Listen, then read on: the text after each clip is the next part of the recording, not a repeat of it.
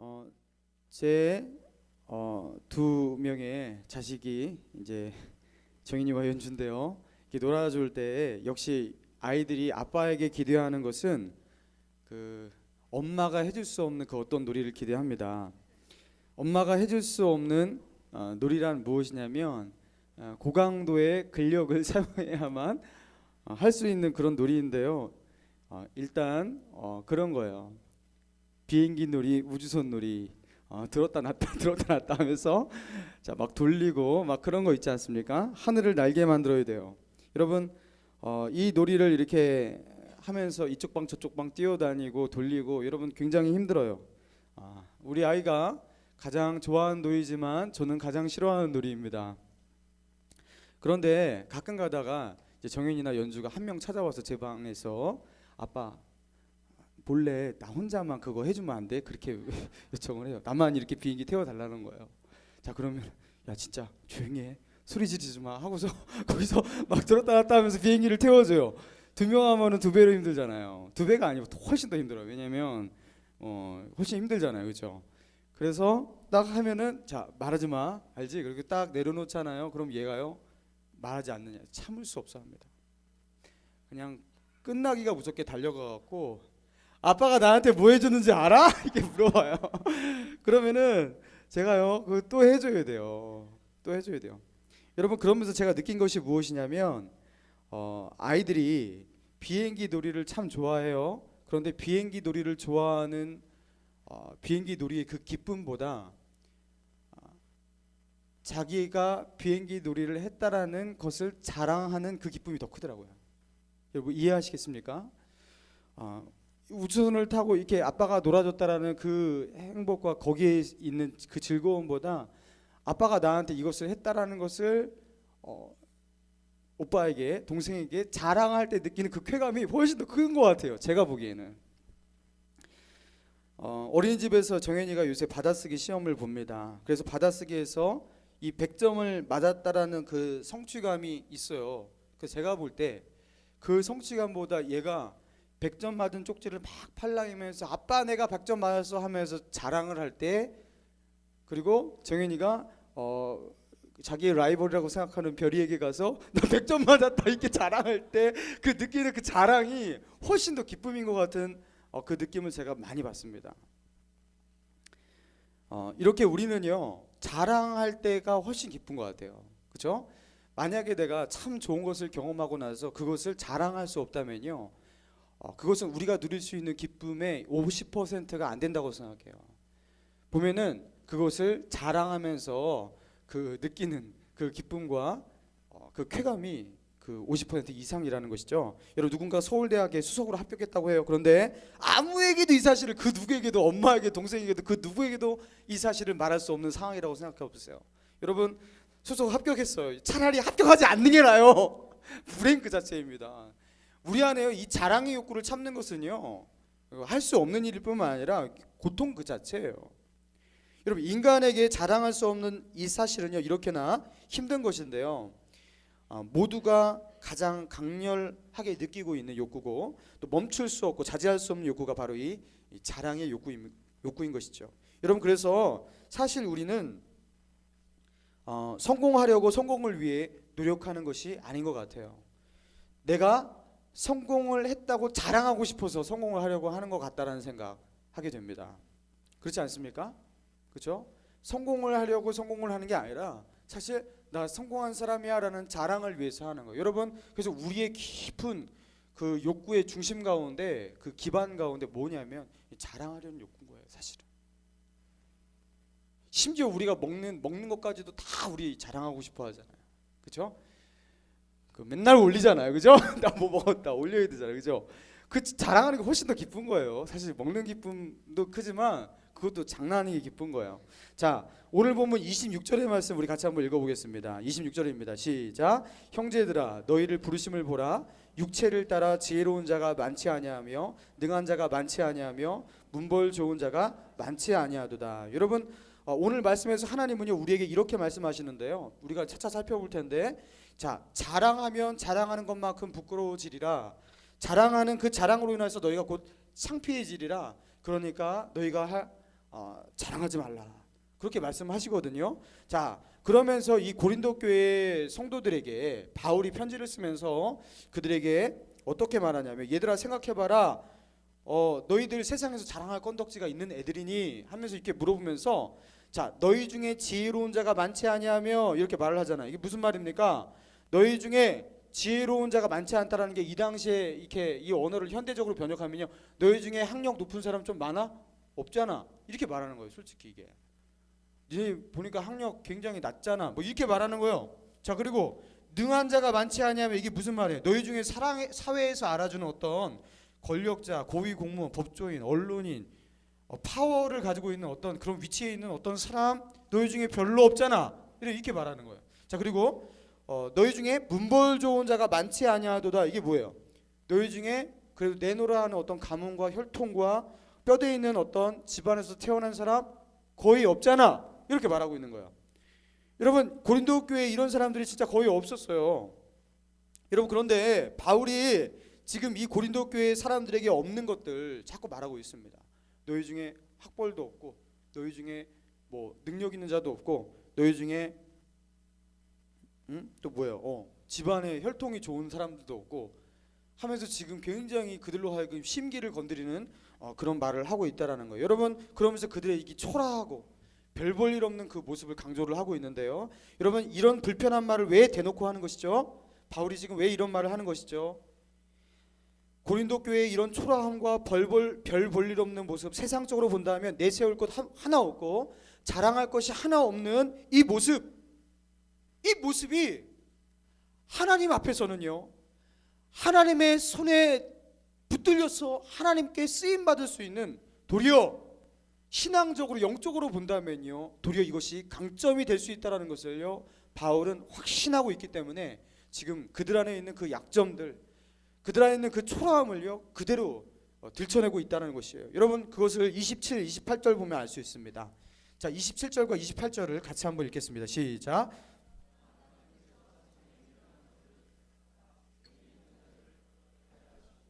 세상의 약한 것들을 택하사 강한 것들을 부끄럽게 하려 하시며, 하나님께서 세상의 천한 것들과 멸시받는 것들과 없는 것들을 택하사 있는 것들을 폐하려 하시나니. 여러분, 지금 고린도 교회 너희를 보니까 세상에 미련한 것을 택하셔서 지혜 있는 사람을 부끄럽게 하시려고 하는 거야. 세상에 그 약한 것들을 택하사 강한 것들을 부끄럽게 하시려고 하시는 거야. 세상에 그 천하고 멸시받고 별 볼 일 없는 그 사람들을 그렇게 긁어 모으셔서 정말로 세상에서 뭐 있다 하는 자들, 그들을 부끄럽게 하시면서 결국에 하나님은 이렇게 그들로 하여금 창피와 부끄러움을 주면서 그들이 복음을 받아들이게 만들게 하기 위해서 하나님이 사용하시는 전략이 바로 이런 것이야. 여러분, 이렇게 말하고 있는 거예요. 여러분, 하나님이 사용하시는 전도 전략, 하나님께서 이 땅을요 복음화시키는 하나님의 전략이 바로 이런 것입니다. 하나님은요 위에서부터 아래로, 그렇죠? 위에서부터 강한 파워와 권력자, 그 위에서부터 쫙 하이어라키를 통해서 아래로 점령에게 들어가는 이런 적전을 쓰시는 게 아니라, 하나님은 어떻게 하시냐면 별 볼 일 없고 무능력하고 세상에서 알아주지 않는 그런 자들을 불러 모으셔서 그들로 하여금 복음을 받게 하시고, 그들로 하여금 예수 그리스도를 만나게 하시고, 하나님의 나라를 경험하게 하시고, 그래서 아무것도 가진 거 없는 그들이 하나님을 만나고 하나님의 자녀가 되어서 세상에서 모든 것을 가졌지만 하나님을 소유하지 못한 그들이 그들 앞에서, 그렇죠? 그들이 무시했던 그 별 볼 일 없는 그 사람들을 보면서 부끄러워지게 만드는 것. 여러분, 이게 하나님의 전도 전략이라는 것이에요. 여러분, 그래서 예수님도요 공생의 기간 가운데서 서기관과 바리새인을 부끄럽게 만드는 그런, 그들로 하여금 복음의 문을 열어서 그들로 하여금 예수 그리스도의 말을 듣게 만들기 위해서 예수님이 사용하셨던 방법이 뭐였어요? 세리와 창기였잖아요. 그리고 예수님이 사용하신 또 전략이 뭐였어요?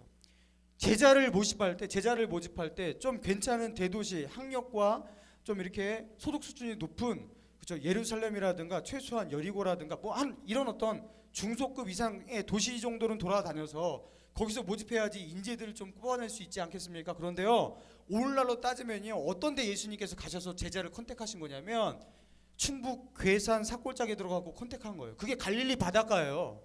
그래서 사람들이 나사렛에서 무슨 선한 것이 나겠냐, 갈릴리에서 온 사람들이 아니냐. 여러분, 그게 무슨 말이냐면 무슨 듣도 보지 못한 총구석에서 온 애들이 사투리 막 써가는 이 총구석에 이 애들이 와갖고 지금 우리를 가르치려 하니 하면서 무시를 하고 있는 거예요. 여러분 이게 어디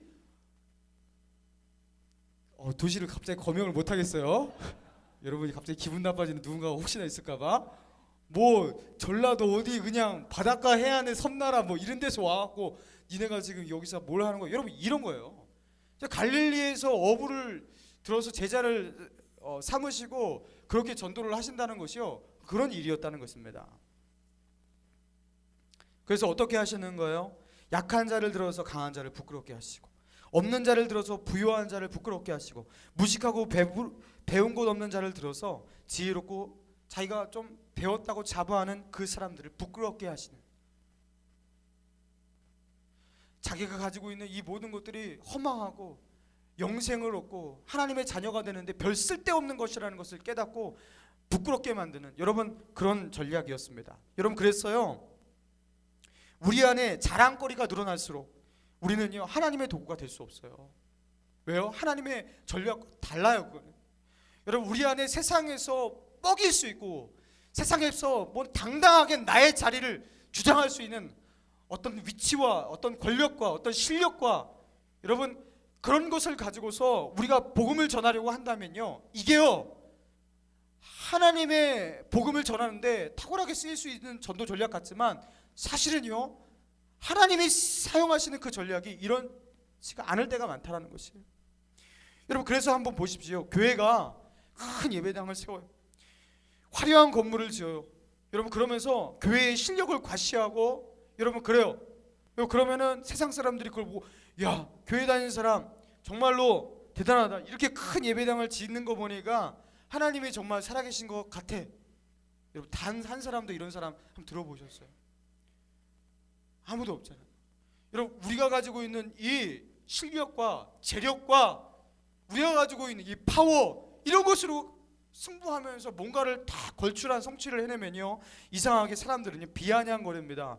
그 많은 돈을 가지고 차라리 가난한 사람 도와주지 그랬어 하면서 오히려 혀를 차고 우리를 비난한다는 것이에요.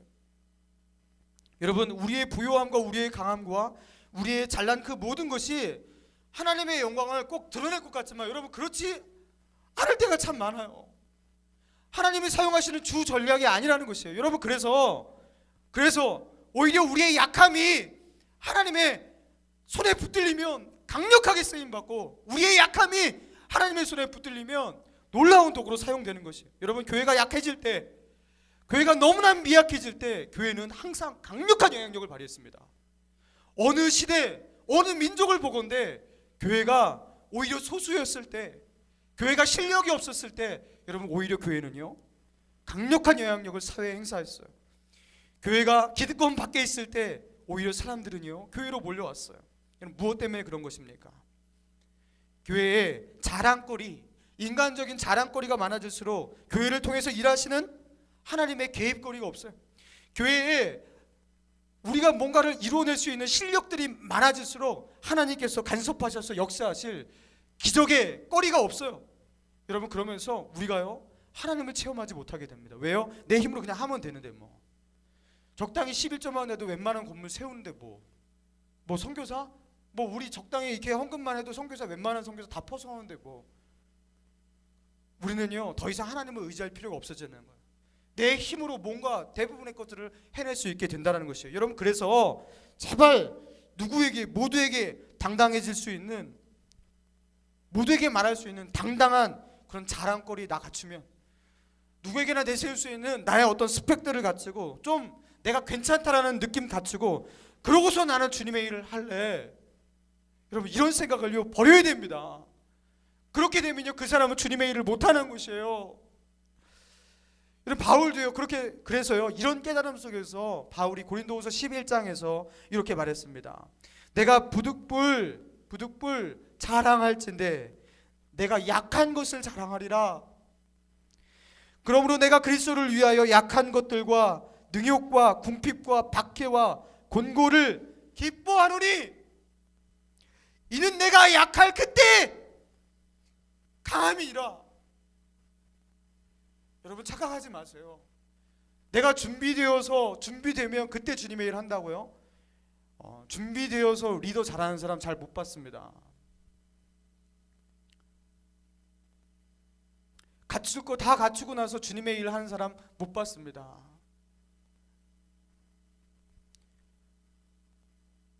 내가 약할 그때, 내가 너무나 초라할 그때, 그 나의 초라한 모습 속에 하나님의 강하심과 하나님의 지혜로우심과 하나님의 능력 많으심과 하나님의 놀라우신 은혜와 사랑들, 여러분 이것이 나타날 수 있는 그 공간이 되는 것이에요. 여러분 그래서요, 약함을 자랑하는 저와 여러분 되길 바랍니다. 여러분 기드온이 32,000명의 군사를 이끌고 미디안과 싸우려고 했어요. 미디안이 예상컨대 한 10만 가까운 군사를 이끌고 온 것 같아요. 그것조차도 부족했습니다. 그러나 하나님께서 뭐라 말씀하시냐면 너무 많다. 그 32,000의 이스라엘 군사 중에서 두려워 떠는 자가 있거든 모두 집으로 돌려보내라. 그러니까 22,000명이 집으로 돌아가고 1만 명만 남았습니다. 그리고 그 1만 명만 남아서 이제 그 10만의 미디안과 싸우려 하는데 이거 어떻게 싸우겠어요? 그런데 하나님이 또 말씀하시기를 그것도 많다. 시냇가로 가서 물을 먹이고 물을 먹는 모습 잘 봐뒀다가 손바닥으로 물을 떠서 이렇게 개 하려는 듯이 손바닥으로 물을 먹지 않고 입을 그 시냇가에 대고 그 개같이 이렇게 핥는 사람, 그 사람은 다 집으로 돌려보내라. 그렇게 해갖고 다 돌려보냈어요. 그래서 남은 사람 몇 명? 300명. 여러분 이 300명이 실력이 있고 전투 능력이 뛰어난 그 탁월한 어떤 군사 300명을 뽑고 추려낸 게 아니에요. 여러분 이거는요 거의 무작위 추출이라고 봐도 됩니다. 그렇죠?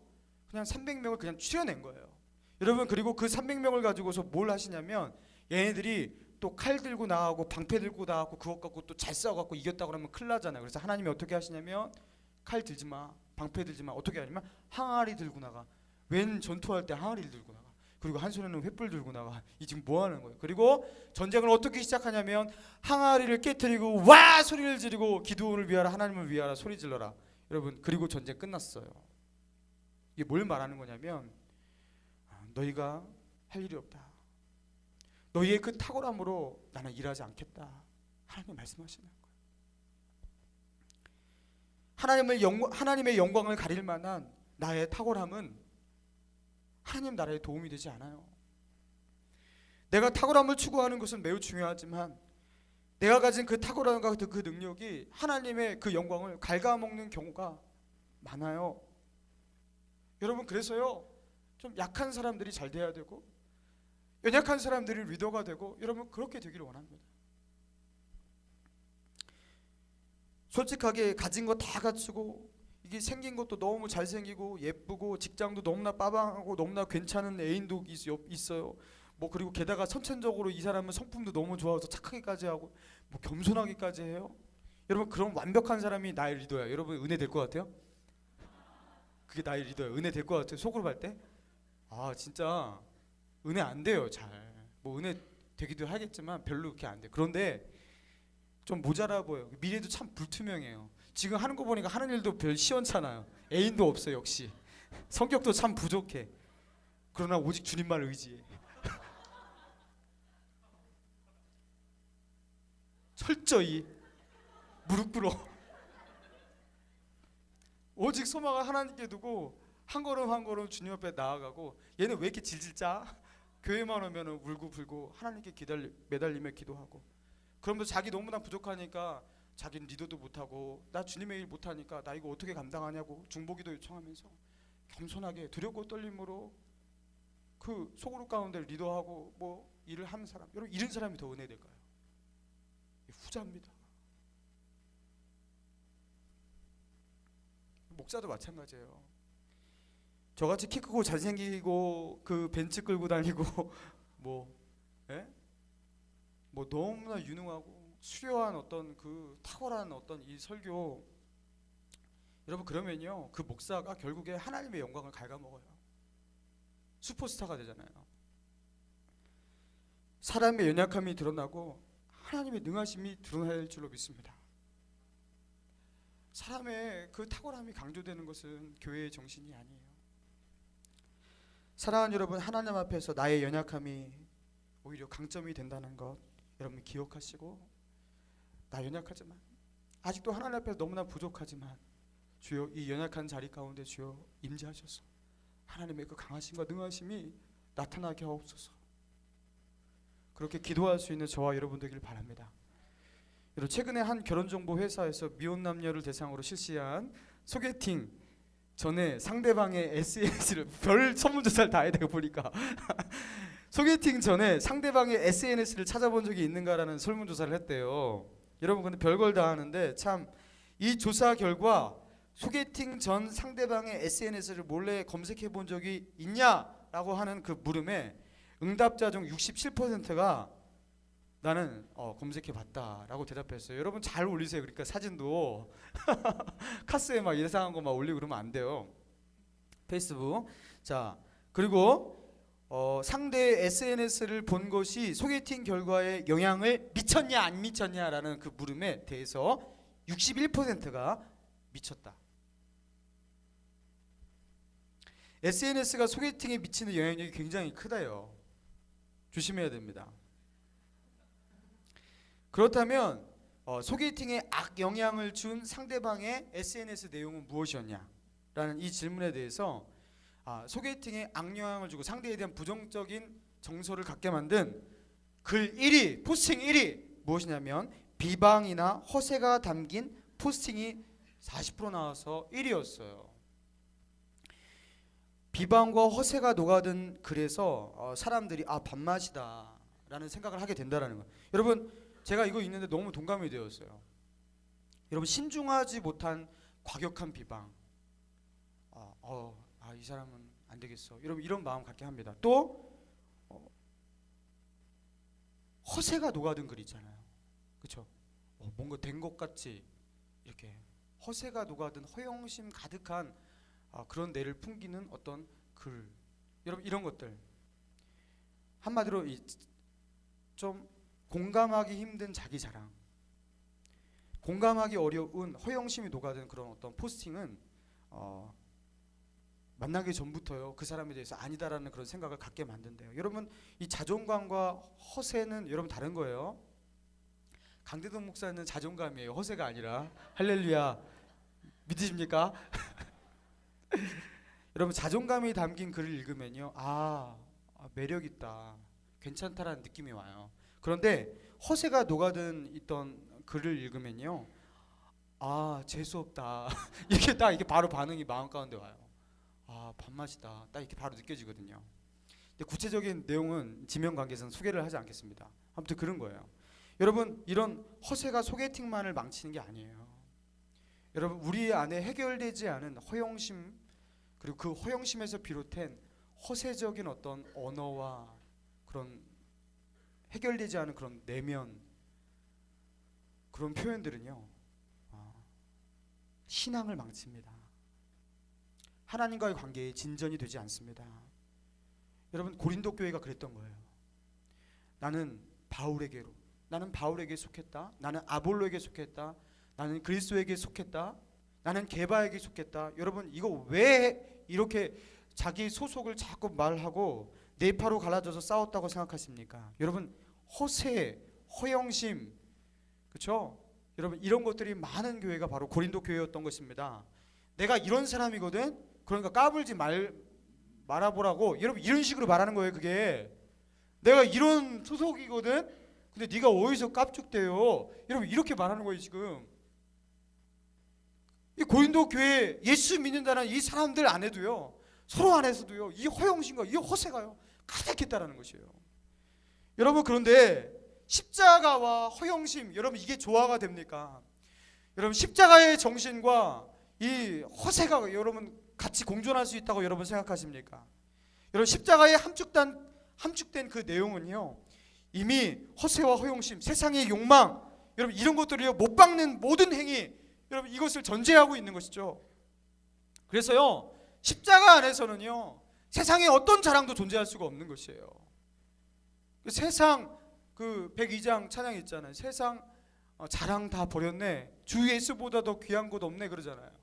여러분, 십자가 정신이 내 안에 딱 들어박히고 십자가가 나의 삶을 움직이는 순간 허세와 허영심은요 그냥 떠나가게 되는 것입니다.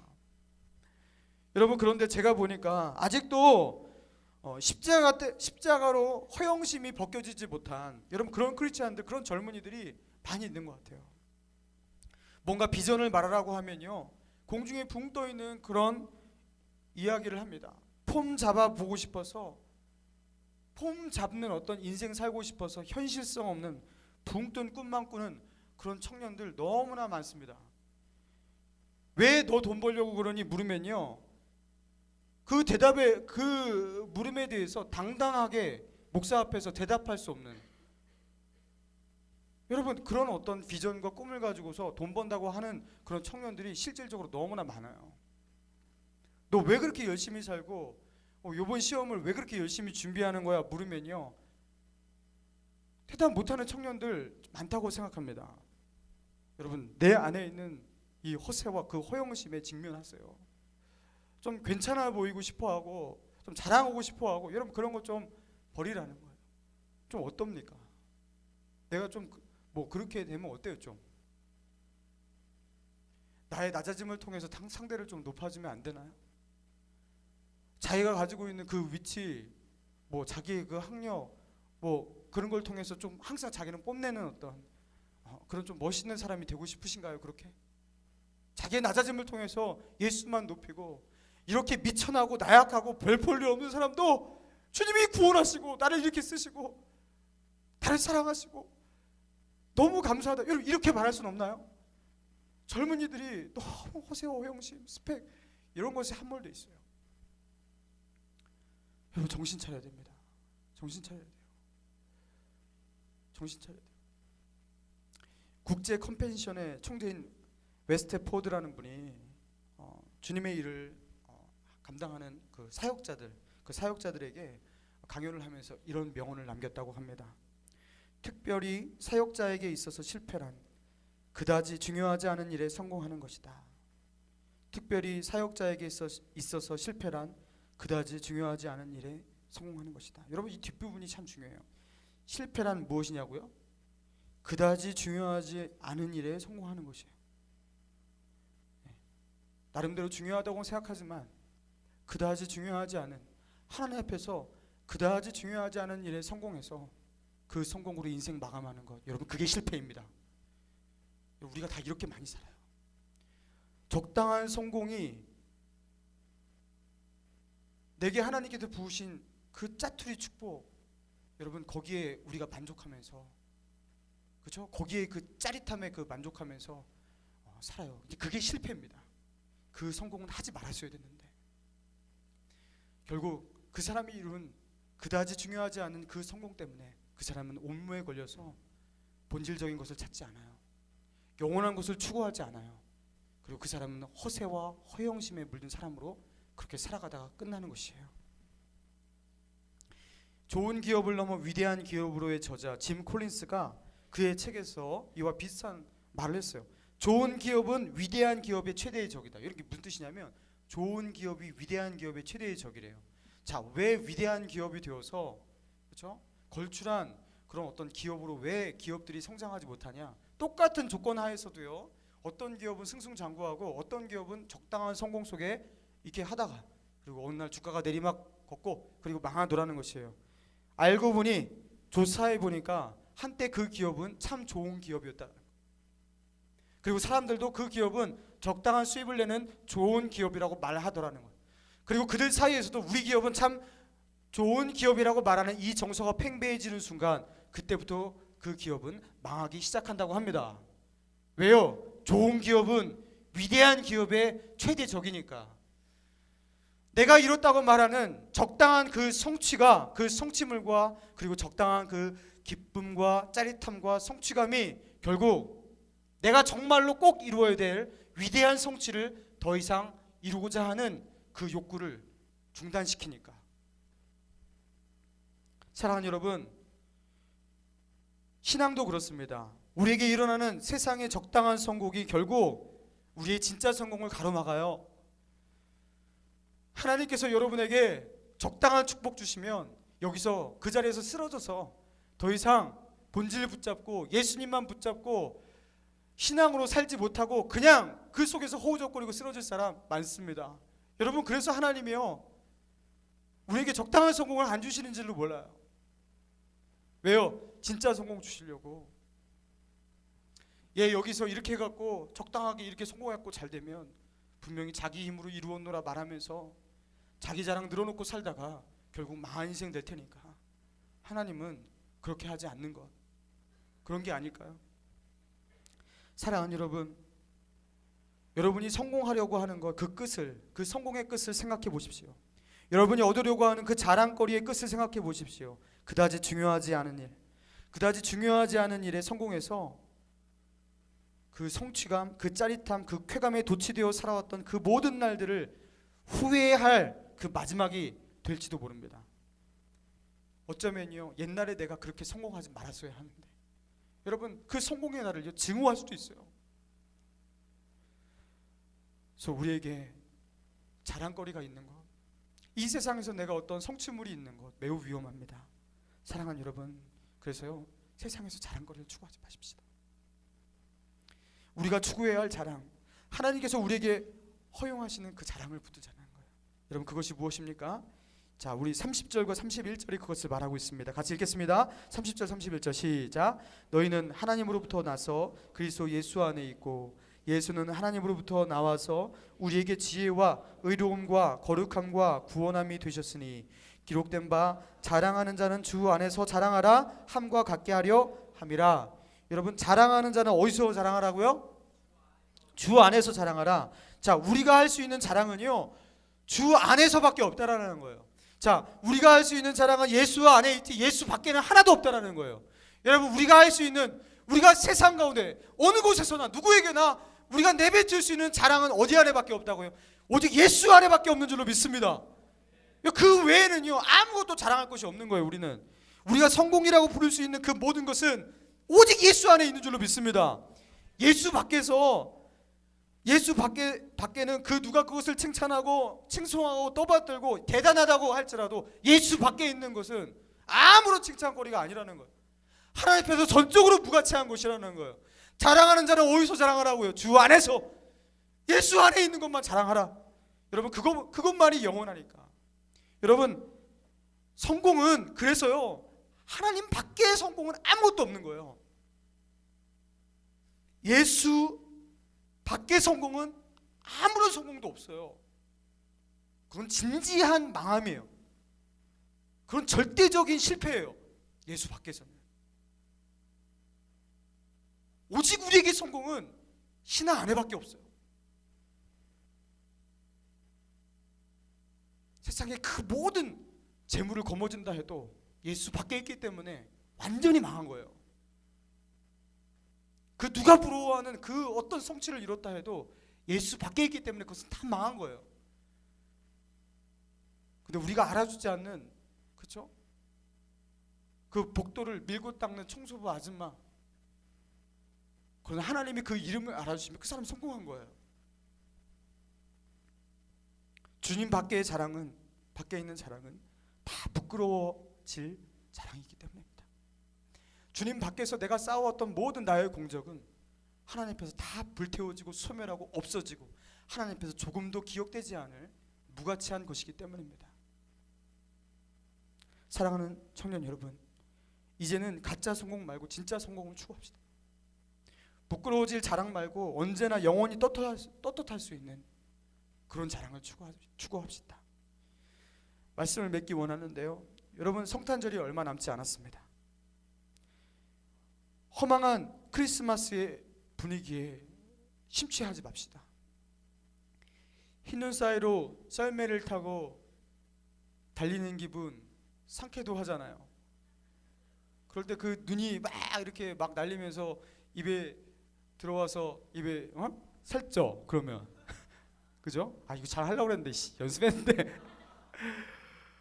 여러분 그런 어떤 허망한 세상 사람들이 말하는 크리스마스의 그 독특한 우아한 분위기, 여러분 여기에 심취하지 마세요. 성탄절이라고 이런 분이 있어요. 정말 안타깝습니다.